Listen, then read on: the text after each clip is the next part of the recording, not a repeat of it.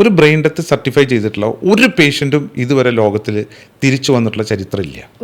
No recorded history. അതിനൊരു കാരണമുണ്ട്. ഇത് നമ്മുടെ ബ്രെയിൻ വർക്ക് ചെയ്യുന്ന 4 തലത്തിലാണ്. കോൺഷ്യസ് ലെവൽ, നമ്മളിവിടെ ഇരിക്കുന്നു, നമ്മൾ ചുറ്റുപാടും കാണുന്നു, അതൊരു ലെവൽ. അടുത്തത് നമ്മളുടെ സബ് കോൺഷ്യസ് ലെവൽ, നമ്മൾ അറിയാണ്ട് കുറേ പ്രവർത്തികൾ നടക്കുന്നുണ്ട്. ഇപ്പോൾ ഹാർട്ട് അടിക്കുന്നുണ്ട്, റെസ്പിറേഷൻ, അതിന് സെക്കൻഡ് ലെവൽ. അത് കഴിഞ്ഞ് അതിനും താഴെ നമുക്ക് സ്പൈനൽ ലെവലിൽ നമ്മുടെ ഒരു കൺട്രോൾ ഉണ്ട്. പിന്നെ ഒന്നും പോരാണ്ട് നമ്മൾ അസസ് ചെയ്യുന്ന റെസ്പിറേറ്ററി സിസ്റ്റം. അങ്ങനെ 4 കാര്യങ്ങൾ അസസ് ചെയ്തതിന് ശേഷമാണ് ബ്രെയിൻ ഡെത്തിനെ കുറിച്ച്. പക്ഷേ സ്പൈനൽ ലെവൽ നമ്മൾ അസസ് ചെയ്യുന്നില്ല. കാരണം സ്പൈനൽ ലെവലും നമ്മുടെ കോൺഷ്യസ് ലെവലും തമ്മിൽ യാതൊരു ബന്ധമില്ല. അപ്പോൾ ആദ്യം തന്നെ ഈ പേഷ്യൻറ്റ് ഒരു പോയ്സൺ, അല്ലെങ്കിൽ ഇന്നാൾ ഒരു റിപ്പോർട്ടുണ്ടായിരുന്നു, പാമ്പ് കടിച്ചിട്ട് ഉള്ള പേഷ്യൻറ്റ് ബ്രെയിൻ ഡെത്ത് പറഞ്ഞു കഴിഞ്ഞിട്ട് പിന്നെ വണ്ടിയിൽ കൊണ്ടുപോകുമ്പോൾ ഗട്ടറിൽ ചാടി പേഷ്യൻ്റ് എഴുന്നേറ്റ്. ഫണ്ടമെൻ്റലി ആ ബ്രെയിൻ ഡെത്ത് സർട്ടിഫിക്കേഷൻ ചെയ്തിട്ടുണ്ടെങ്കിൽ തന്നെ അത് തെറ്റാണ്. ബിക്കോസ് പോയ്സൺ കേസിൽ നമ്മൾ ഒരിക്കലും ബ്രെയിൻ ഡെത്ത് സർട്ടിഫൈ ചെയ്യാൻ പാടില്ല. ബിക്കോസ് അത് ഇപ്പോൾ അതിന് കോബ്രയാണ് കടിച്ചിട്ടുള്ളത്. കോബ്ര കടിച്ചു കഴിഞ്ഞാൽ ഒരു ബോധമില്ലാണ്ട് കുറേ നാൾ കിടക്കും, കുറേ നാൾ വെന്റിലേറ്റർ കഴിഞ്ഞ് അത് എഴുന്നേറ്റ് പോകും. സോ ബ്രെയിൻ ഡെത്ത് സർട്ടിഫിക്കേഷൻ അങ്ങനത്തെ സിറ്റുവേഷനിൽ പറ്റില്ല. പിന്നെ ഏത് പോയ്സൺ കേസിലും ബ്രെയിൻ ഡെത്ത് സർട്ടിഫൈ ചെയ്യില്ല. കാരണം ആ ലിവറത്തെ എന്ത് ചെയ്യാൻ വേറെ ആൾക്ക് വെക്കാൻ പറ്റത്തില്ല. ശരീരത്തിൽ പോയിസൺ ഉണ്ടല്ലോ. അപ്പോൾ അതിലൊരു ബ്രെയിൻ ഡെത്ത് സർട്ടിഫിക്കേഷൻ അങ്ങനത്തെ കേസുകളിലൊന്നും നമുക്ക് ഓർഗൻ എടുക്കാൻ പറ്റില്ല. പിന്നെ രണ്ടാമത്തെ കാര്യം, കോൺഷ്യസ് ലെവൽ അസസ്മെൻ്റ് ഉണ്ട്. അപ്പോൾ ആ പേഷ്യൻറ്റിന് നമുക്ക് പെയിൻഫുൾ സ്റ്റിമുലസിന് പേഷ്യൻ്റ് എഴുന്നേൽക്കുന്നുണ്ടോ, ഇതൊക്കെയാണ് ആദ്യം അസസ് ചെയ്യുന്നത്. അങ്ങനെ യാതൊരു തരത്തിലും ഇല്ലാത്തൊരു പേഷ്യൻറ്റിന് അടുത്തത് നമ്മൾ ബ്രെയിൻ സ്റ്റം റിഫ്ലെക്സ് ആണ് നമ്മൾ നോക്കുന്നത്. അതായത് ഈ പേഷ്യൻറ്റിന് പരസഹായമില്ലാതെ ഒരു ആൾ ജീവിക്കണമെങ്കിൽ ആൾ ശ്വാസം വലിക്കണമല്ലോ. വെന്റിലേറ്ററിൻ്റെ സഹായം ഇല്ലാണ്ട് ഈ പേഷ്യൻറ്റിന് റെസ്പയർ ചെയ്യാൻ പറ്റുമല്ലോ എന്നാണ് നോക്കുന്നത്. അപ്പോൾ അതിന് നമ്മൾ കുറച്ച് നേരം വെന്റിലേറ്ററിന് ഡിസ്കണക്ട് ചെയ്തിട്ട് കാർബൺ ഡയോക്സൈഡ് ലെവൽസ് മോണിറ്റർ ചെയ്യും. അതൊരു പർട്ടിക്കുലർ ലെവലിന് മേലെ പോകുമ്പോൾ ഈ പേഷ്യൻറ്റ് റെസ്പയർ ചെയ്യുന്നില്ലെങ്കിൽ അതിന് അർത്ഥം എന്താണ്, ഈ പേഷ്യൻറ്റിന് വെന്റിലേറ്റർ ഇല്ലാണ്ട് ഇനി മുന്നോട്ട് പോകാൻ പറ്റത്തില്ല. സോ കോൺഷ്യസ് ലെവൽ ഇല്ല പേഷ്യൻറ്റിന്, റെസ്പിറേഷൻ ഇല്ലാത്ത പേഷ്യൻ്റാണ്. ഹാർട്ട് കുറേ നേരത്തെ ഇങ്ങനെ അടിച്ചുകൊണ്ടിരിക്കും. ഹാർട്ട് ഫങ്ഷൻ ചെയ്യാന്ന് പറഞ്ഞാൽ മനുഷ്യന് ജീവൻ, അതായത് ഒരു കോൺഷ്യസ് ലെവലിലുള്ള ജീവൻ ഉണ്ടെന്ന് ഇല്ല. അതിനുള്ള കാരണം ഞാൻ പറഞ്ഞുതരാം. അപ്പോൾ നമ്മൾ അത് കഴിഞ്ഞു. അത് ഈ പലവിധ ടെസ്റ്റുകൾ നമ്മൾ ഈ ബ്രെയിൻ സ്റ്റം ഇതെല്ലാം ചെയ്തതിന് ശേഷമാണ് നമ്മൾ ഇതിനെ ബ്രെയിൻ ഡെത്ത് സർട്ടിഫൈ ചെയ്യുന്നത്. അത് ഒരു പ്രാവശ്യമില്ല, 2 പ്രാവശ്യം ചെയ്യണം. 6 hours ഡിഫറൻസിൽ നമ്മൾ 2 പ്രാവശ്യം ചെയ്യണം. ഈ പറഞ്ഞ ടെസ്റ്റുകളെല്ലാം 4 ഡോക്ടേഴ്സ് ചെയ്യണം. 4 പേര് വേണം. ഒരാൾ സർട്ടിഫൈ ചെയ്താൽ പോരാ. അതിലൊരാൾക്ക് ഗവൺമെന്റ് ഡോക്ടർ ആയിരിക്കണം. അതായത് പ്രൈവറ്റ് ഹോസ്പിറ്റൽസിൽ വരുന്ന പേഷ്യൻസിന് ഏത് ഇതാണെങ്കിലും ഡോക്ടർ ഗവൺമെന്റ് ഹോസ്പിറ്റലിൽ കൊണ്ടുവരണം. ഈ 6 മണിക്കൂർ കഴിഞ്ഞിട്ടും സെയിം ഡോക്ടർ വന്നിട്ട് രണ്ടാമത്. അത്രയും ഒരു ഡിഫിക്കൽട്ട് ആയിട്ടുള്ള ഒരു പ്രോസസ്സാണ് ഈ ബ്രെയിൻ ഡെത്ത് സർട്ടിഫിക്കേഷൻ. അപ്പോൾ എന്തുകൊണ്ടാണ് ബ്രെയിൻ ഡെത്ത് സർട്ടിഫൈ ചെയ്തിട്ടുള്ള ഒരു പേഷ്യൻ്റ് പിന്നെ ഒരിക്കലും ജീവിക്കില്ല എന്ന് പറയാനുള്ള ഒരു കാരണം എന്ന് വെച്ച് കഴിഞ്ഞാൽ, ഈ ബ്രെയിൻ ഒരുപാട് എനർജി വേണ്ട ഒരു അവയവമാണ്. അതിൻ്റെ സെൽസിന് ഒരുപാട് എനർജി വേണം. ഇപ്പോൾ ഒരു ബ്രെയിൻ ഡെത്ത് ആയിട്ടുള്ള പേഷ്യൻറ്റിന് ഈ തലച്ചോറിൻ്റെ ഉള്ളിൽ, ഇത് തല എന്ന് പറയുന്നത് ഒരു കോമ്പാക്ട് സ്പേസ് ആണ്, അതിൽ വലിയ കാര്യമായിട്ട് കൂടുതൽ വികസിക്കാൻ പറ്റില്ലല്ലോ. അതിൽ ഈ സർക്കുലേഷൻ, അതിൽ ബ്ലഡ് സർക്കുലേഷനിലെ ചേഞ്ചസ് വരും. അപ്പോൾ എന്ത് പറ്റുമെന്ന് വെച്ചാൽ ഈ ബ്രെയിൻ സെൽസ് പൊട്ടും.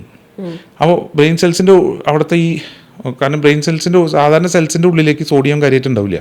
അപ്പോൾ ഈ പുറത്തുള്ള സോഡിയം മുഴുവൻ സെല്ലിൻ്റെ ഉള്ളിലേക്ക് വരാൻ തുടങ്ങി സെല്ല് പൊട്ടും. ഇപ്പോൾ നിങ്ങൾ കഴിച്ചില്ലേ, ആൾക്കാർ ഈ ബ്രെയിൻ ഫ്രൈ കഴിക്കും. ബ്രെയിൻ ഫ്രൈ കഴിച്ചാൽ ശരീരത്തിന് ഭയങ്കര നല്ലതെന്ന് പറയും. കാരണം എന്താ, brain is made of lipids, ഫാറ്റാണ്. അപ്പോൾ അത് കഴിക്കുമ്പോൾ ഇത്തിരി പണ്ട് കാലത്തെ ആൾക്കാർ നിറയെ ബ്രെയിൻ കഴിക്കും, ഭയങ്കര വണ്ണം വയ്ക്കും. അപ്പോൾ എന്തോ ഈ സെൽസ് പൊട്ടാൻ തുടങ്ങുമ്പോൾ ഈ ഫാറ്റ് പൊട്ടും. ഈ പൊട്ടി ബ്ലഡിൽ കലരും. അതിൻ്റെ ഒപ്പം ചില ടിഷ്യൂ ഫാക്ടർ എന്ന് പറഞ്ഞാൽ ചില പ്രോട്ടീൻസും കലരും. ഇത് ശരീരത്തിലേക്ക് പിന്നെ കടന്നു പോവുകയാണ്. അപ്പോൾ ഇത് പോകുന്ന സ്ഥലം മുഴുവൻ രക്തം കട്ട പിടിക്കാൻ തുടങ്ങും. ഇപ്പോൾ DIVC എന്ന് പറഞ്ഞൊരു കണ്ടീഷൻ, ഇപ്പോൾ 3 to 4 ഡേയ്സിൽ ഈ പേഷ്യൻറ്റ് DIVC എന്ന് പറയുന്ന ഈ കോംപ്ലിക്കേഷനിൽ എങ്ങനെയും മരിച്ചു പോകും. അത് കഴിഞ്ഞ് നമ്മളിപ്പോൾ ഈ ബ്രെയിൻ ഡെത്ത് സർട്ടിഫൈ ചെയ്തിട്ടുള്ള പേഷ്യൻറ്റ് നമ്മൾ പോസ്റ്റ്മോർട്ടം ചെയ്ത് നോക്കുകയാണെങ്കിൽ ഈ ബ്രെയിൻ്റെ ഉള്ളിൽ വെറും വെള്ളം പോലെ ഉണ്ടാവും, ഒരു നെയ്യ് ഒരു എൻകാപ്സുലേറ്റ് ചെയ്തിരിക്കുന്നുണ്ടാവും. സോ അതുകൊണ്ടാണ് ഒരു പ്രോപ്പർ ബ്രെയിൻ ഡെത്ത് സർട്ടിഫൈ ചെയ്തിട്ടുള്ള ഒരു പേഷ്യൻറ്റ് ഇതുവരെ തിരിച്ചു വന്നിട്ടുള്ള ചരിത്രമില്ല. ബിക്കോസ് അവർക്ക് സർക്കിൾ ഓഫ് വില്യസ് എന്ന് പറഞ്ഞിട്ടൊരു രക്തക്കൊള്ളയിലൊരു വട്ടമുണ്ട്, അതിന് മേലേക്കാണ് സർക്കുലേഷൻ, അതിന് മേലേക്ക് സർക്കുലേഷൻ ഇവർക്ക് ഉണ്ടാവില്ല. പിന്നെ എങ്ങനെ ജീവിക്കാനാ? അപ്പോൾ ഇതൊക്കെ തെറ്റായ ധാരണകളാണ് ജനങ്ങളുടെ ഇടയിൽ. അത് ഉറങ്ങിക്കിടക്കുന്ന ആൾക്കാർ brain death certification very sophisticated, അത്ര ഈസി ആയിട്ട് ചെയ്യുന്നതല്ല. അപ്പൊ ഈ നമ്മളിടയ്ക്ക് ബ്രെയിൻ ഡെത്ത് ആയിട്ട് സർട്ടിഫൈ ചെയ്ത പേഷ്യൻസ് എഴുന്നേക്കുന്നതൊന്നും നടക്കൂല. അത് ഞാൻ നേരത്തെ പറഞ്ഞു. അതിൽ 2 സർട്ടിഫിക്കേഷനിലെ പ്രശ്നമാണത്. ബ്രെയിൻ ഡെത്ത് പ്രോപ്പർ ഓർഗൻ ഡൊണേഷന് വേണ്ടി ബ്രെയിൻ ഡെത്ത് സർട്ടിഫൈ ചെയ്യുന്നത് വളരെ സ്ട്രിക്റ്റ് പ്രൊസീജിയറാണ്. അത് ആദ്യം നമ്മൾ ഗവൺമെൻറ് അറിയിക്കണം. അപ്പോൾ ഗവൺമെൻറ് കമ്മിറ്റിയിലുള്ള ഡോക്ടേഴ്സ് വരണം, അവർ വന്ന് അവരുടെ പ്രസൻസിൽ വന്ന് അത് റെക്കോർഡ് ചെയ്യണം.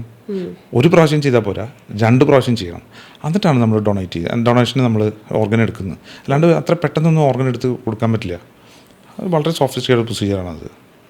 നിങ്ങൾ പറഞ്ഞ ബ്രെയിൻ ഡെഡ് എനിക്കണതും വ്യത്യാസമുണ്ട്. ഇത് ഹോസ്പിറ്റലിൽ ഈ പറഞ്ഞ ഒരു ഓർഗൻ ഡൊണേഷൻ വേണ്ടി ചെയ്യണതും സാധാരണ ഒരു കാഷ്വാലിറ്റിയിൽ വന്നൊരു കാഷ്വാലിറ്റി ഡോക്ടർ ഇങ്ങനെ കണ്ണ് ലൈറ്റ് അടിച്ച് നോക്കാൻ കണ്ടില്ല, പ്യൂപ്പിൾസ് ഡയലേറ്റ് ചെയ്തിട്ടുണ്ട്, പൾസ് കിട്ടുന്നില്ല, ക്ലിനിക്കലി ഡെഡ് എന്ന് എഴുതിയിരിക്കും. അതും ഇതും ഭയങ്കര വ്യത്യാസമുണ്ട് കേട്ടോ. അത് ഒരു മെറ്റിക്കുലസ് പ്രോസസ്സിലൂടെ പോകണം. ഇതൊരു ജസ്റ്റ് ആ സമയത്ത് പേഷ്യൻ്റെ റെസ്പോൺസ് ഉണ്ടാവില്ല. ചിലപ്പോൾ ഈ സസ്പെൻഡ് ആനിമേഷൻ കൊണ്ട് പേഷ്യൻറ്റ് ചിലപ്പോൾ അങ്ങനെ പെട്ടെന്നൊരു എല്ലാം നിന്ന് പോകുന്ന സ്റ്റേജ് ഉണ്ട്. അപ്പോൾ അതിൽ കാണുമ്പോൾ ഈ ഡെത്ത് ആയിട്ട് ഡോക്ടർ കാണുന്നു, ഡെത്ത് എഴുതുന്നു, ആ പേഷ്യനെ കൊണ്ടുപോകുമ്പോൾ ആ പേഷ്യന്റ് പെട്ടെന്ന് ചാടി അതൊക്കെ അപൂർവങ്ങൾ കാണാനാണ്. അത് പക്ഷേ ഈ മറ്റ് ബ്രെയിൻ ഡെത്ത് ആയിട്ട് യാതൊരു ബന്ധമില്ല കേട്ടോ. ഈ കാഷ്വാലിറ്റിയിൽ ഡെത്തായി കൊണ്ടുവരുന്നതും ഈ ICUവിൽ ബ്രെയിൻ ഡെത്ത് ഡിക്ലെയർ ചെയ്യുന്നതും. ഓക്കെ. ഇപ്പൊ ഈ ലിവർ നമ്മൾ ട്രാൻസ്പ്ലാന്റ് ചെയ്യുമ്പോഴേ ലിവർ നമുക്ക് ഡോക്ടർ പറഞ്ഞില്ല ആരെടുത്തുനിന്ന് വേണമെങ്കിലും എടുക്കാന്നൊക്കെ ഒരു തോട്ട് ഉണ്ട്. ശരിക്കും ആക്ച്വലി നമുക്കിപ്പോൾ ഇപ്പൊ ബ്രെയിൻ ഡെഡ് ആയ ഒരു പേഷ്യന്റിൽ നിന്ന് ലിവർ എടുത്ത് സൂക്ഷിക്കുക അത് പോസിബിൾ ആണോ? അങ്ങനെ പറ്റില്ല. ഇതിന് ഈ നമ്മൾ ഇപ്പോൾ ഒരു ബ്രെയിൻ ഡെത്തായിട്ടൊരു പേഷ്യൻ്റാണെന്ന് വിചാരിക്കാം. ബ്രെയിൻ ഡെത്തായ പേഷ്യൻ്റ് നമ്മൾ ലിവർ എടുക്കണമെന്ന് വിചാരിക്കാം. നമ്മൾ ലിവർ എടുത്താൽ അധികം താമസിക്കാണ്ട് നമുക്കത് സൂക്ഷിച്ച് വെക്കാൻ പറ്റില്ല. There is something called called ischaemia time. ഈ സെൽസൊക്കെ നമുക്ക് ഇത് എടുത്തിട്ട് നമ്മൾ ഭയങ്കര -डिग्री ടെമ്പറേച്ചറിൽ അത് വളരെ കുറച്ച് നേരത്തേക്ക് വെക്കാൻ പറ്റുള്ളൂ. കോൾഡ് ഇസ്കീമിയ ടൈം എന്ന് പറയും. ഇത് പുറത്തെടുത്ത് നമ്മൾ ഐസിൽ വെക്കുന്ന സമയം കൂടി കഴിഞ്ഞാൽ പിന്നെ ഈ ഓർഗൻ പ്രവർത്തിക്കില്ല. നമുക്ക് വെറും മണിക്കൂറുകൾ തികച്ച് ഉണ്ടാവുള്ളൂ ഇത് രണ്ടാമതും പിടിപ്പിക്കാൻ. അപ്പോൾ നമ്മളുടെ സാധാരണ ഒരു ഇൻഹൗസ് ഹോസ്പിറ്റൽ ഡൊണേഷൻ, ഇപ്പം ഞാൻ വർക്ക് ചെയ്യുന്ന ഹോസ്പിറ്റലിൽ ഒരു ബ്രെയിൻ ഡെഡ് ഡൊണേഷൻ ഉണ്ടെങ്കിൽ നമ്മൾ ഫസ്റ്റ് ബ്രെയിൻ നമ്മൾ ഡെത്ത് സർട്ടിഫൈ ചെയ്യുമല്ലോ. ഫസ്റ്റ് ടെസ്റ്റ് ചെയ്ത് കഴിഞ്ഞാൽ തന്നെ നമ്മൾ ഉടനെ തന്നെ റെസിപ്പിയന്റിനെ വിവരം അറിയിക്കും. അപ്പോൾ ബ്ലഡ് ഗ്രൂപ്പ് മാച്ച് ചെയ്യുന്നതിനാണ് ജനറലി ചെയ്യുക. അപ്പോൾ അത് നമ്മളെ അറിയിക്കണമെങ്കിൽ വെച്ചാൽ ഗവൺമെന്റിന്റെ ലിസ്റ്റ് ഉണ്ട് ആരാർക്ക് കൊടുക്കണം എന്നുള്ളത്. അത് നിശ്ചയിക്കാൻ നമുക്ക് യാതൊരു അധികാരവും ഇല്ല. നമ്മൾ ആദ്യം ആരെ അറിയിക്കും? ഗവൺമെന്റിനെ അറിയിക്കും. അപ്പോൾ അവരുടെ നോഡൽ ഏജൻസി പറയും സീനിയോറിറ്റി അനുസരിച്ച് ഇന്ന ആൾക്കാണ്, അങ്ങനെ പോകും. അല്ലെങ്കിൽ നമ്മൾ ഇവിടുന്ന് ഒരാളെടുത്തു അപ്പുറത്തെ ഒരാൾക്ക് വെച്ചു, ഇത് അങ്ങനെയൊന്നും നടക്കില്ല. ഈ മെൽഡ് സ്കോർ എന്ന് പറയില്ല, ഏറ്റവും മോശം സ്കോറിലായിരിക്കും കേട്ടാൽ മതി. അല്ലെങ്കിൽ ലിവറിൽ ക്യാൻസർ ഒക്കെ വരിക, അല്ലെങ്കിൽ ലിവർ ഓൾറെഡി ട്രാൻസ്പ്ലാന്റ്, ഏറ്റവും പെട്ടെന്ന് ഇത് ചെയ്യേണ്ട ലിവർ ഓൾറെഡി ട്രാൻസ്പ്ലാന്റ് ചെയ്തിട്ട് ആ ട്രാൻസ്പ്ലാന്റ് ഫെയിൽ ആയിട്ടുള്ള ആൾക്കാരില്ല. അപ്പോൾ രണ്ടാമതും അതൊക്കെ പ്രയോറിറ്റി ലിസ്റ്റ് അതൊക്കെ ഇങ്ങനെ മുമ്പിലേക്ക് ഉണ്ടാവും. അപ്പോൾ നമ്മൾ ലിവർ ഒരു ഹോസ്പിറ്റലിൽ അവൈലബിൾ ആയി, അതായത് കുറേ പ്രോസസ്സ് ഉണ്ട്. പെട്ടെന്ന് ആരും സമ്മതിക്കില്ലല്ലോ ഒരു ലിവർ. അപ്പോൾ അതിന് അവരെ കൂടെയുള്ള ബൈസ്റ്റാൻഡേഴ്സിന് അത് മനസ്സിലാവണം, അവരത് ഡൊണേറ്റ് ചെയ്യാൻ റെഡി ആവണം. അപ്പോഴാണ് ഈ പ്രോസസ്സൊക്കെ തുടങ്ങിയിട്ട് ഈ പറഞ്ഞ ടൈമിൽ ഇസ്കീമിയ ടൈമിൻ്റെ ഉള്ളിൽ നമ്മൾ ആ ഏത് പേഷ്യൻറ്റിന് ആ ഹോസ്പിറ്റലിലേക്ക് കിട്ടുന്ന ആൾ വരിക, ഇത് അങ്ങോട്ടേക്ക് എത്തിക്കണം. അപ്പോൾ അവിടുത്തെ ഡോക്ടേഴ്സ് വന്നിട്ടായിരിക്കും ഇത് കൊണ്ടുപോകുക. അങ്ങോട്ട് വന്നതൊരു പ്രത്യേക ലിക്വിഡ് ഉണ്ട്, ആ ലിക്വിഡിലിട്ട് കൊണ്ടുപോകണം കൂടുതൽ നേരം നിൽക്കണമെങ്കിൽ ആ ലിവർ. എന്നിട്ട് അവിടെ പോയിട്ട് ആ ടൈമിൻ്റെ ഉള്ളിൽ ട്രാൻസ്പ്ലാന്റ് ചെയ്യണം. ട്രാൻസ്പ്ലാന്റേഷൻ യൂഷ്വലി പണ്ടൊക്കെ 20 മണിക്കൂറൊക്കെ ഉണ്ടായിരുന്നു. ഇപ്പോഴൊക്കെ ഒരു 5-6 മണിക്കൂർ ഇപ്പോൾ എടുക്കും ഒരു ട്രാൻസ്പ്ലാന്റ് ചെയ്ത് വരുമ്പോൾ. ഇത് രാത്രി മിഡ്നൈറ്റും പല സമയങ്ങളിലായിരിക്കും ഡോക്ടേഴ്സ് ഇത് ചെയ്ത് പേഷ്യൻറ്റിനെ രക്ഷിച്ചെടുക്കുന്നത്. ഇപ്പോൾ ഒരു ടീം ഓഫ് ഡോക്ടേഴ്സ് മാത്രം കുട്ടിയെ കൂടെ നടക്കില്ല. ലിവർ അവിടെ എടുക്കാൻ ഒരാൾ വേണം. സെയിം ടൈമിൽ ഇവിടെ റെസിപ്പിയൻ്റ് ലിവർ ആർക്കാ വേണ്ടത്, ആളുടെ ലിവർ വയറ് തുറന്നാൽ ലിവർ അവിടെ നിന്ന് മാറ്റണം. എന്നിട്ടാണ് ഇത് അവിടെ കൊണ്ടുവന്നിരിക്കാൻ പറ്റുള്ളൂ. സോ അറ്റ്ലീസ്റ്റ് 3 ടീമെങ്കിലും സൈമിൾട്ടേനിയസ്ലി വർക്ക് ചെയ്താലേ ഒരു ലിവർ ട്രാൻസ്പ്ലാന്റേഷൻ പോസിബിൾ. ഇപ്പോൾ പലരും ചോദിക്കും ഇപ്പം എന്താണ് ഈ ലിവർ ട്രാൻസ്പ്ലാന്റേഷൻ ഇത്ര എക്സ്പെൻസീവ്, എന്തുകൊണ്ടാണ് ഇത്ര വില വരുന്നത്? വളരെ സിമ്പിളാണ്.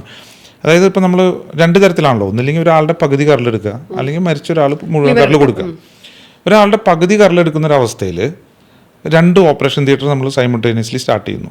ഇവിടെ ഒരു ഗ്രൂപ്പ് ഓഫ് ഡോക്ടേഴ്സ്, ഇപ്പുറത്തൊരു ഗ്രൂപ്പ് ഓഫ് ഡോക്ടേഴ്സ്. അതിൻ്റെ അനസ്തീഷ്യയിലും ഒരു ഗ്രൂപ്പ് വേണം, പിന്നെ അസോസിയേറ്റ് സ്റ്റാഫ് ഒരുപാട് പേര് വേണം. അതായത് 2 തിയേറ്ററിലും ഓരോ സെറ്റ് വെച്ച് എല്ലാവരും വേണം.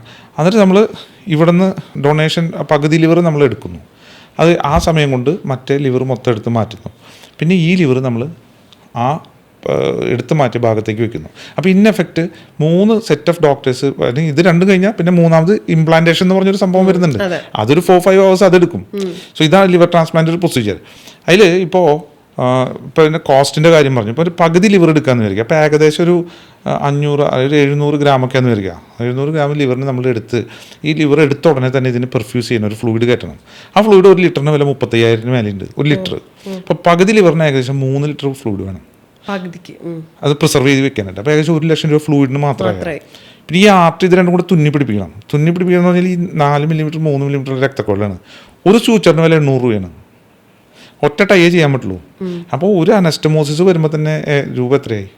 അങ്ങനെ ഓരോന്നിനും ഇതിന് ഒരുപാട് വില വരുന്നുണ്ട്. ഞാൻ പറയുന്നത് പകുതി ലിവർ എടുത്ത് വെക്കുമ്പോഴത്തെ കാര്യമാണ്. ഇനിയിപ്പോൾ മുഴുവൻ ലിവർ എടുത്ത് വെക്കുന്ന കാര്യമാണ്.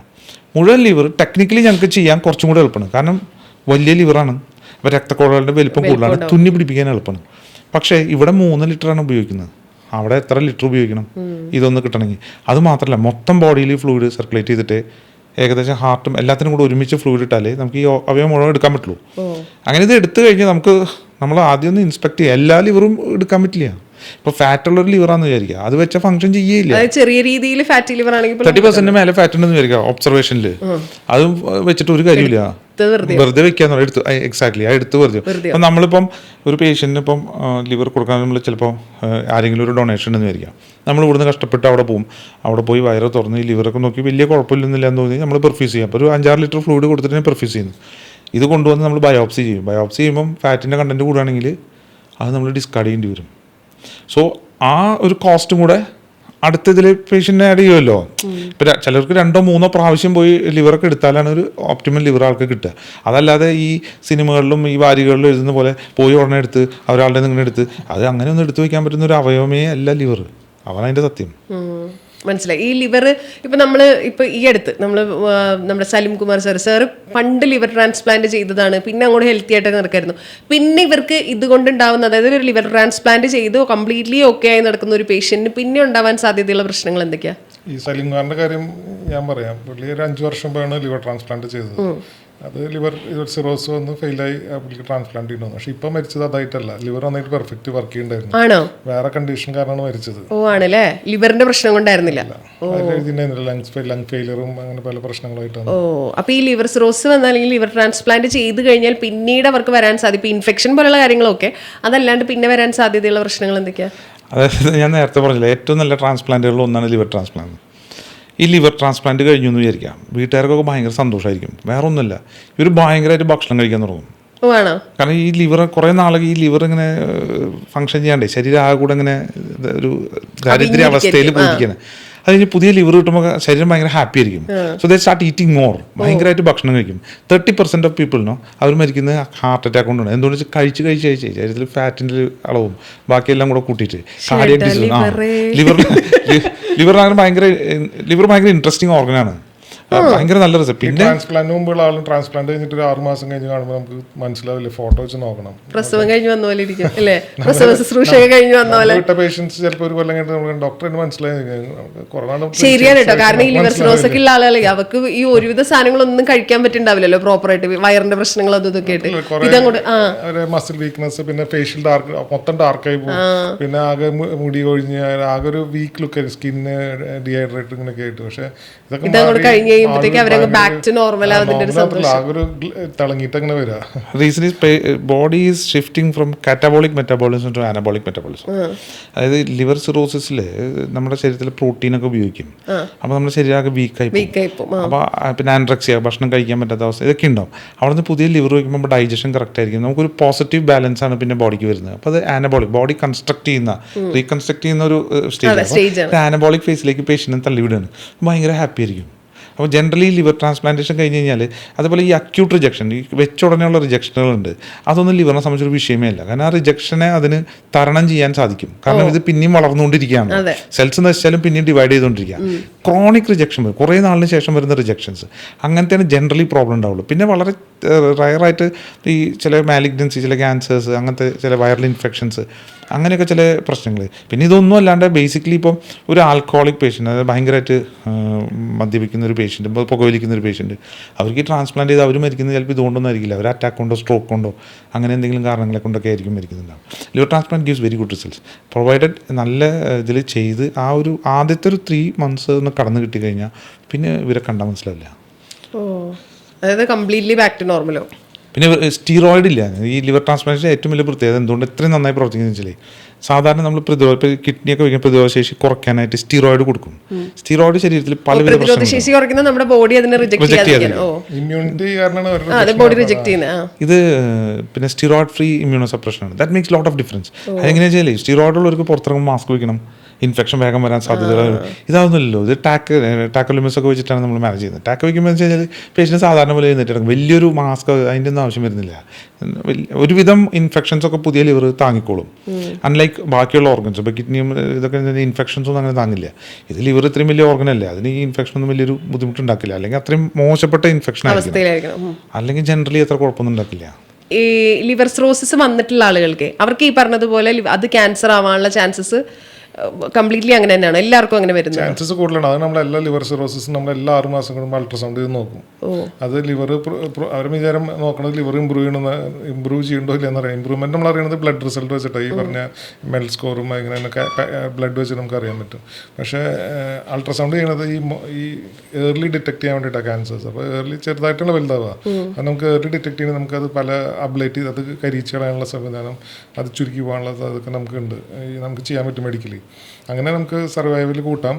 പിന്നെ ഭയങ്കര പറ്റിയില്ലെങ്കിൽ ആ ലിവർ നമുക്ക് മാറ്റി ട്രാൻസ്പ്ലാന്റ് ചെയ്യുകയും ചെയ്യാം. അങ്ങനെ ഈ ഒരു ചോദ്യം ചോദിച്ചാൽ അത് ഭയങ്കര ഇൻട്രസ്റ്റിംഗ് ആയിട്ടൊരു ക്വസ്റ്റൻ ആണ്. അതായത് ഇപ്പം ഒരു സിറോസിസിൽ ക്യാൻസർ ഉണ്ട്, അപ്പോൾ എന്തിനാണ് ട്രാൻസ്പ്ലാന്റ് ചെയ്യുന്നത്? കാരണം പേഷ്യൻ്റ് ഓൾറെഡി സിറോസിസ് ഉണ്ട്, അതിൽ ക്യാൻസറുണ്ട്. അതാണ് ലിവറിൻ്റെ ഏറ്റവും വലിയ പ്രത്യേകത. വേറെ ഒരു അവയവത്തിനും ഇല്ലാത്തൊരു പ്രത്യേകതയാണ് അത്. ലിവർ ക്യാൻസർ ലിവറിൻ്റെ ഉള്ളിലാണെന്ന് വിചാരിക്കുക. ലിവറിൻ്റെ ഉള്ളിൽ അതിന് സ്പെസിഫിക് സൈസ് ക്രൈറ്റീരിയ ഉണ്ട്, ഇത്ര സൈസ്. കാരണം ഒരു സൈസിന് മേലെ പോയാലേ ഇത് ശരീരത്തിലേക്ക് പരക്കുള്ളൂ. വളരെയധികം പ്രെഡിക്റ്റബിൾ ബിഹേവിയർ കാണിക്കുന്ന ഒരു ക്യാൻസറാണ് ലിവറിലെ ക്യാൻസർ. നമുക്കറിയാം ഇതിന് ഇത്ര സൈസ്, AFP ലെവൽ എന്ന് പറഞ്ഞ ലെവലുണ്ട്, ഇതിന് ഇത്ര ലെവൽ. അതുണ്ടെങ്കിൽ ഇത് ലിവറിൻ്റെ ഉള്ളിൽ തന്നെ ഉണ്ടാവുള്ളൂ. അപ്പോൾ നമ്മൾ എന്തുകൊണ്ട് അതിന് ട്രാൻസ്പ്ലാന്റ് ചെയ്യുന്നു? നമ്മൾ 2 അസുഖത്തിനാണ് ട്രീറ്റ് ചെയ്യുന്നത്. സിറോസിസിനെ നമ്മൾ ട്രീറ്റ് ചെയ്യാണ്, ക്യാൻസറിനെ നമ്മൾ ട്രീറ്റ് ചെയ്യണം. അത് ഈ അവയവം എടുത്ത് കളയാണ്. അതേസമയം നമ്മൾ സിറോസിസ് ഉള്ളൊരു പേഷ്യൻറ്റ് ചൈൽഡ് ഞാൻ ചെയ്യാറുണ്ട്, കുഴപ്പമൊന്നും ഉണ്ടാവില്ല. പക്ഷേ അതിന് ഒരു ഹയർ ഇതിൽ നമ്മൾ ലിവർ മുറിച്ച് കളഞ്ഞു എന്ന് വിചാരിക്കുക. ക്യാൻസറുള്ള ഭാഗം മുറിച്ച് കളഞ്ഞാൽ ലിവർ ഫങ്ഷനിങ് ലിവറിൻ്റെ അളവ് കുറഞ്ഞു. ഓൾറെഡി സിറോട്ടിക് ലിവറാണ്, അതിന് പകുതി മുറിച്ച് കളഞ്ഞാൽ പിന്നെ എങ്ങനെയാണ് ബാക്കി പകുതിയിൽ ആ പേഷ്യൻ്റ് ചിലപ്പോൾ ജീവിച്ചു ഒന്നും വരില്ല. അപ്പോൾ ആ സർജറിയോടുകൂടെ തന്നെ ആ പേഷ്യൻ്റ് മരിച്ചു. സോ 2 അവസ്ഥയും കൂടെ ഒറ്റ സർജറിയിൽ കറക്റ്റ് ചെയ്യാൻ പറ്റുന്ന ഏക അവയവം ലിവറാണ്. അതുകൊണ്ടാണ് നമ്മൾ ലിവർ സിറോസിസ് വിത്ത് HCGക്ക് ട്രാൻസ്പ്ലാന്റ് ചെയ്യാൻ പറ്റുകയാണെങ്കിൽ ഇൻ്റർനാഷണൽ സ്റ്റാറ്റിസ്റ്റിക്സ് അനുസരിച്ച് മിലാൻസ് എല്ലാം ഇറ്റാലിയൻ സ്റ്റാറ്റിസ്റ്റിക്സ് ആണ്. അപ്പോൾ അതിൽ മോർ ദാൻ 75% സർവൈവലാണ് 5 years. അതൊരു മാർവലസ് സർവൈവലാണ്. അതായത് ഒരു അവയവം പോയിരിക്കുകയാണ് സിറോസിസ്, അതിലാണ് ഇങ്ങോട്ട് ക്യാൻസർ വന്നിരിക്കുന്നത്. ആ ക്രൈറ്റീരിയയിൽ നമുക്ക് പേഷ്യൻറ്റിനെ ഏർലി ആയിട്ട് കിട്ടുകയാണെങ്കിൽ ഇത്രയും നല്ല റിസൾട്ട്സ് നമുക്ക് അവർക്ക് കൊടുക്കാൻ പറ്റും. അതാണ് അതിൻ്റെ ഏറ്റവും വലിയൊരു കാര്യം. അത് ലിവറിൽ മാത്രം സംഭവിക്കുന്ന ഒരു അവസ്ഥ. ഉണ്ടെങ്കിൽ ഇപ്പോൾ കിഡ്നിയിൽ ഉണ്ടെങ്കിൽ ബുദ്ധിമുട്ടായില്ലേ? പിന്നെ ട്രാൻസ്പ്ലാന്റിൻ്റെ വരാറില്ല, പിന്നെ വേറൊരു കിഡ്നി ഉള്ളതുകൊണ്ട്. But cancer as Sachin transplant ചെയ്യുന്നത് ലിവറിലാണ്. ഇപ്പൊ നേരത്തെ നമ്മൾ ആ ചോദ്യം ഉത്തരത്തിൽ മുങ്ങിപ്പോയായിരുന്നു. ലിവർ ട്രാൻസ്പ്ലാന്റിങ് മിക്കവാറും നമ്മൾ കേൾക്കുന്ന ഈ ലിവർ ഡോണർ എന്ന് പറയുന്നത് ഫാമിലി മെമ്പർ ആയിരിക്കും. നമുക്കൊരു റാൻഡം പേഴ്സന്റെ അടുത്ത് ഇഫ് സമ്മൺ ഇസ് റെഡി അങ്ങനെ ലിവർ മേടിക്കാൻ പറ്റുമോ? അങ്ങനെ മേടിക്കാൻ പറ്റില്ല. മേടിക്കാൻ ഉദ്ദേശിച്ച if someone is ready to donate. പക്ഷേ നമ്മൾ എന്തൊക്കെ പറയും, ബേസിക്കലി ലിവർ നമുക്കൊരു ബന്ധുക്കളാണ് തരേണ്ടത് ഫസ്റ്റ്. പക്ഷെ മിക്ക സ്ഥലത്ത് ബന്ധുക്കൾക്ക് ഈ ഫാറ്റി ലിവർ ഉണ്ടാവും, അല്ലെങ്കിൽ ബന്ധുക്കൾക്ക് പല പല പ്രശ്നം കൊണ്ട് അതൊക്കെ തരാൻ പറ്റാത്തൊരവസ്ഥയിൽ അൺറിലേറ്റഡ് ഡോണർ നമ്മളെ ഹോസ്പിറ്റലിലെത്തപ്പോൾ പേഷ്യൻ്റ് ഇത് കൊണ്ടുവരണം. വില്ലിങ് ഒരു അൺറിലേറ്റഡ് ഡോണർ നമ്മൾ കൊണ്ടുവന്നിട്ടുണ്ടെങ്കിൽ ഈ ഡോണറിന് പല പല ക്രൈറ്റീരിയ ഉണ്ട്. ഇപ്പോൾ കുറേ സ്ഥലത്ത് നിന്ന് ക്ലിയറൻസ് കിട്ടണം. ക്ലിയറൻസ് ഒക്കെ കിട്ടിയിട്ട് ഇതൊക്കെ വെച്ചിട്ട് നമ്മൾ ഒരു മെഡിക്കൽ കോളേജിൽ ബോർഡ് ഉണ്ട്, ട്രാൻസ്പ്ലാന്റ് ബോർഡ്. അവിടെ സബ്മിറ്റ് ചെയ്യണം. സബ്മിറ്റ് ചെയ്തിട്ട് അവർ അപ്രൂവ് ചെയ്യണം. നോൺ അൺറിലേറ്റഡിന് അപ്രൂവ് ചെയ്യാനുള്ള ഒരു കണ്ടീഷൻ ആൾട്രൂയിസം.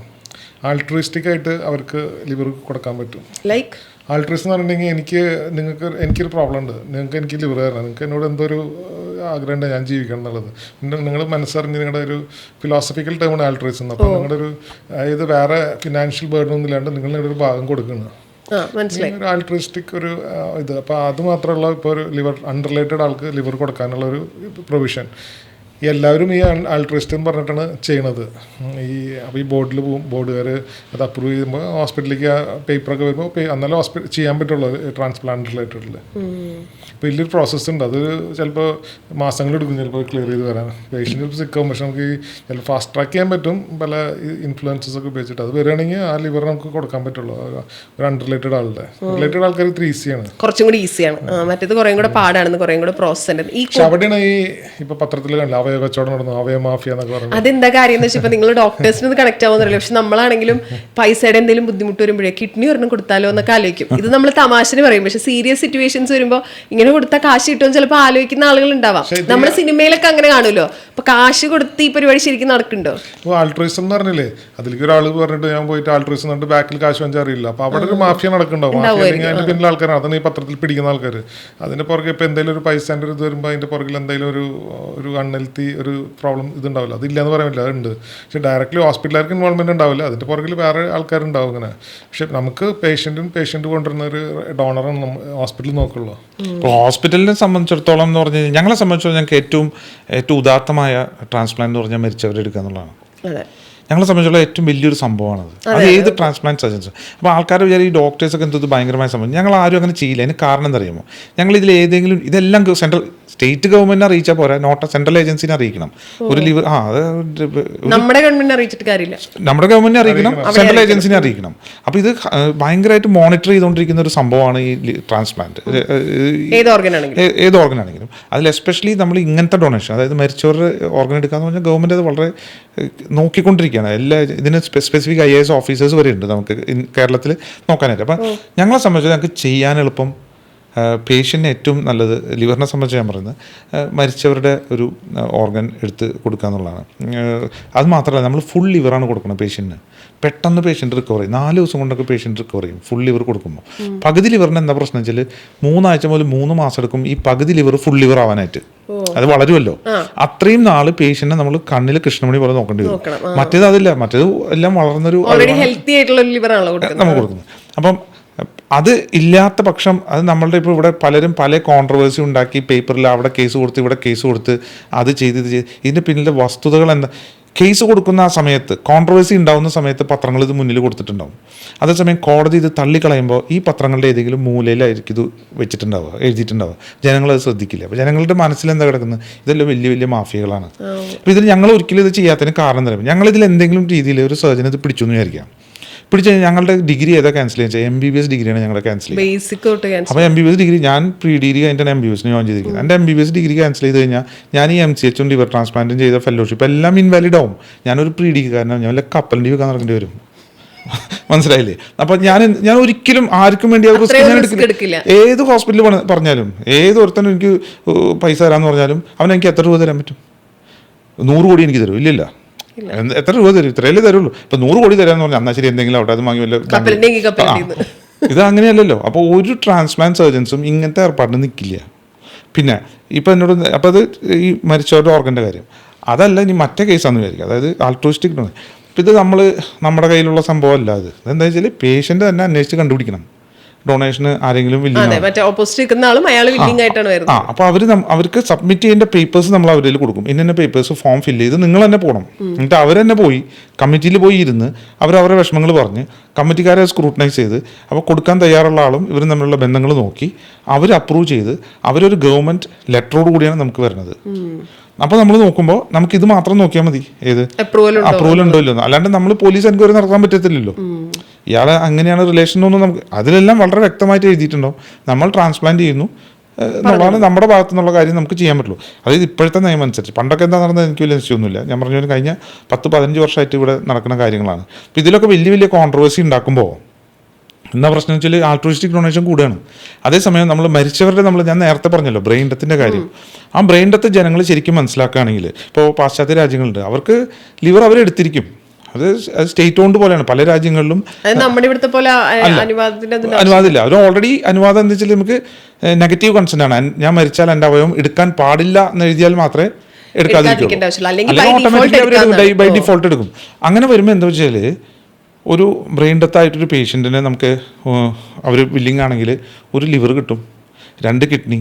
അപ്പോൾ എത്ര പേഷ്യൻ്റ് നമുക്ക് ഒരുപാട് നമുക്ക് ചെയ്യാൻ പറ്റും.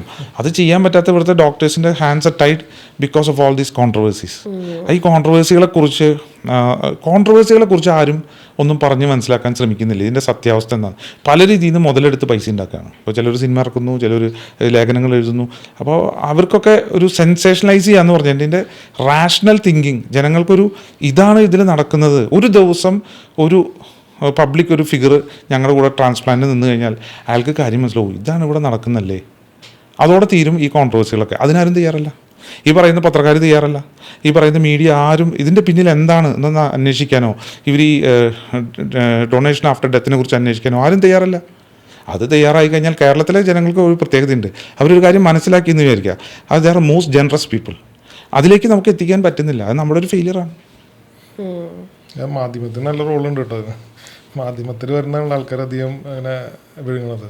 പ്രത്യേകിച്ച് ഇപ്പോൾ ഈ സോഷ്യൽ മീഡിയ വന്നതിന് ശേഷം ഉണ്ടല്ലോ, അതിൽ ചെറിയ ചെറിയ ആവശ്യത്തെ കോൺട്രവേഴ്സി ഒക്കെ ഭയങ്കര പെരുപ്പിച്ചു. അത് ശരിയായിട്ട് ഇപ്പൊ ഈ അവയവ മാഫിയ എന്നൊക്കെ പറഞ്ഞിട്ട് റെയ്ഡുകൾ ഇവിടെ നമ്മുടെ എറണാകുളത്ത് തന്നെ ഹോസ്പിറ്റൽസിൽ നടത്തിയത് പിന്നെ എന്ത് സംഭവിച്ചു എന്നൊരു ന്യൂസ് നമ്മൾ കണ്ടിട്ടില്ല. റെയ്ഡ് നടന്നു എന്ന് മാത്രമേ ഉള്ളൂ, റെയ്ഡ് കഴിഞ്ഞിട്ട് എന്ത് സംഭവിച്ചു എന്നുള്ളത് ശരിയാണ്. കഴിഞ്ഞിട്ട് വല്ലതും കേട്ടാ കേട്ടില്ല, അത് അതിന്റെ അർത്ഥം ഒന്നും ഉണ്ടായിട്ടില്ല എന്നാണ് അർത്ഥം. റെയ്ഡ് ചെയ്യും ഇപ്പൊ പല സ്ഥലങ്ങളും പലതിനും റെയ്ഡ് ചെയ്യാമല്ലോ. അപ്പോൾ എന്തെങ്കിലും നടന്നാൽ അത് ഒന്നും നടക്കാത്ത തന്നെ പിന്നെ പത്രക്കാരും എല്ലാവരും മിണ്ടാണ്ട് ഒന്നും മിണ്ടില്ല. പക്ഷെ ആൾക്കാർ മനസ്സിലായി എന്തോ റെയ്ഡ് നടന്ന് എന്ത് വലിയ സംഭവം നടന്നു ബ്രെയിനിൽ ഇങ്ങനെ എടുക്കും ആൾക്കാർ. അതായത് കുറച്ച് കാലം മുന്നേ കോടതിയിൽ കേസ് വന്നു, അതായത് ബ്രെയിൻ ഡെത്ത് സർട്ടിഫൈ ചെയ്യാതെ ഓർഗൻ എടുത്തു. ഇതിൽ ഏറ്റവും വലിയ തമാശ ഞാൻ MS കഴിഞ്ഞു, ഞാൻ 2000 MS. അന്നൊന്നൊരു പ്രോപ്പർ ബ്രെയിൻ ഡെത്ത് സർട്ടിഫിക്കേഷൻ എങ്ങനെ ചെയ്യണമെന്ന് പോലും ഇന്ത്യയിൽ കൃത്യമായ നിയമങ്ങളില്ല. ട്രാൻസ്പ്ലാന്റ് ആക്ട് വന്നതിന് ശേഷമാണ് അവ കാര്യങ്ങളൊക്കെ വരുന്നത് തന്നെ. നമുക്ക് തന്നെ ഒരു ഗൈഡ് ലൈൻസ് ഇല്ലായിരുന്നു, കാരണം നമുക്ക് അറിഞ്ഞുകൂടാ. ഇന്ത്യ അങ്ങനെ ഒരു സിറ്റുവേഷനിലേക്കൊന്നും പോയിട്ടില്ലായിരുന്നു, ഡെവലപ്ഡ് അല്ലായിരുന്നു. ലിവർ ട്രാൻസ്പ്ലാന്റിനെ കുറിച്ച് ആലോചിക്കാൻ പറ്റുന്ന സിറ്റുവേഷൻ ആയിരുന്നു. ഞാൻ പറഞ്ഞു 2000 പറഞ്ഞത്, just 25 years back. Now we have one of the leading, പിന്നെ വേൾഡിലെ ഏറ്റവും ലീഡിങ് കൺട്രീസിൽ ഒന്നാണ് ലിവർ ട്രാൻസ്പ്ലാന്റേഷനിൽ. I think we are second. കൊറിയയ്ക്ക് ശേഷം we are second in liver transplant, number vice.